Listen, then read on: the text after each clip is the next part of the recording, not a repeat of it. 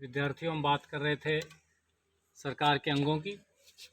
व्यवस्थापिका को हमने पढ़ लिया था, अब कार्यपालिका देख रहे हैं।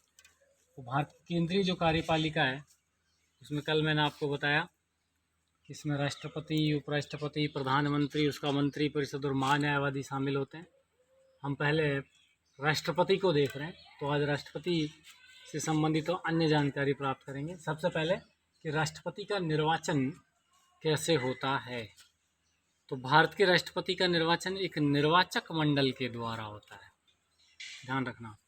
उस निर्वाचक मंडल में भारत की संसद के दोनों सदनों के सभी निर्वाचित सदस्य, ये महत्वपूर्ण लाइन है, केवल निर्वाचित सदस्य शामिल होते हैं, सारे सदस्य नहीं होते हैं। मनोनीत सदस्य राष्ट्रपति के चुनाव में मतदान नहीं करते हैं।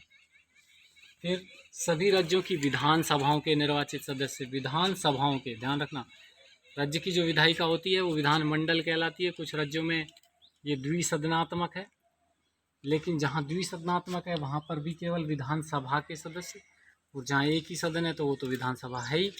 तो सभी राज्यों की विधानसभाओं के निर्वाचित सदस्य तथा दिल्ली व पुडुचेरी विधानसभाओं के निर्वाचित सदस्य भारत के राष्ट्रपति के चुनाव में हिस्सेदारी करते हैं या वोट डालते हैं। दिल्ली और पुडुचेरी विधानसभाओं के निर्वाचित सदस्यों को 70वें संविधान संशोधन 1992 के बाद शामिल किया गया है। उससे पहले दिल्ली और पुडुचेरी विधानसभाओं के सदस्य भी राष्ट्रपति के चुनाव में भाग नहीं लेते थे। इसके बाद हम बात करते हैं कि भारत के राष्ट्रपति का चुनाव किस पद्धति से होता है। तो वो होता है एकल संक्रमणीय आनुपातिक मत पद्धति द्वारा, अप्रत्यक्ष रूप से गुप्त मतदान द्वारा भारत के राष्ट्रपति का चुनाव होता है। एकल संक्रमणीय का अर्थ ये होता है कि इसके जो मत होते हैं वो एक प्रत्याशी से दूसरे प्रत्याशी के पास में पहुंच जाते हैं। ये अगले साल जब हम आपको राष्ट्रपति स्पेशल पढ़ाएंगे कक्षा 12 में, तब बताएंगे किस प्रकार से एकल संक्रमण होता है। आनुपातिक का अर्थ होता है एक निश्चित अनुपात में जब तक राष्ट्रपति मत प्राप्त नहीं करता है तब तक वो चुनाव नहीं जीत सकता है। इसीलिए भारत के राष्ट्रपति का चुनाव जीतने के लिए एक न्यूनतम कोटा निर्धारित किया गया है। न्यूनतम कोटा का अर्थ ये है कि कोई भी व्यक्ति तब तक राष्ट्रपति का चुनाव नहीं जीत सकता जब तक वो इतनी संख्या के मत प्राप्त न कर ले।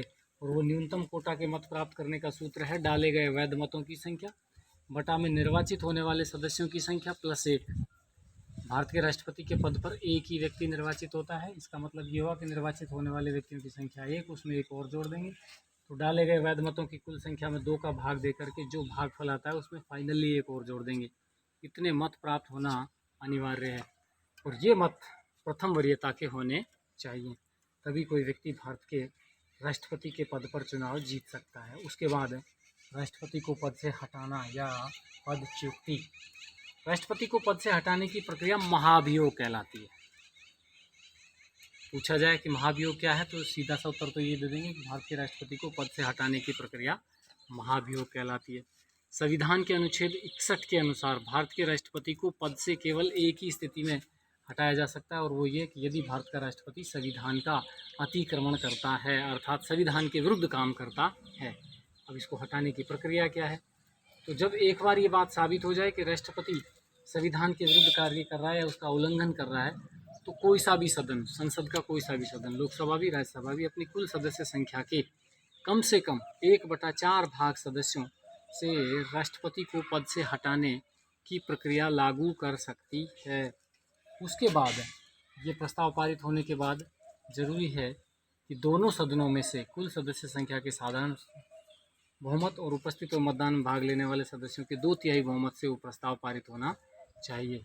जब दोनों ही सदनों से इस प्रकार का प्रस्ताव पारित हो जाता है तो फिर भारत के राष्ट्रपति को अपना पद त्यागना पड़ता है। कल मैंने बताया था राष्ट्रपति का कार्यकाल निर्धारित जो है वो 5 वर्ष है। 5 वर्ष से पहले वो शून्य त्याग पत्र दे सकता है और यदि संविधान का उल्लंघन करता है तो उस पर महाभियोग लगा करके उसको समय से, अर्थात निर्धारित कार्यकाल 5 वर्ष से पहले हटाया जा सकता है।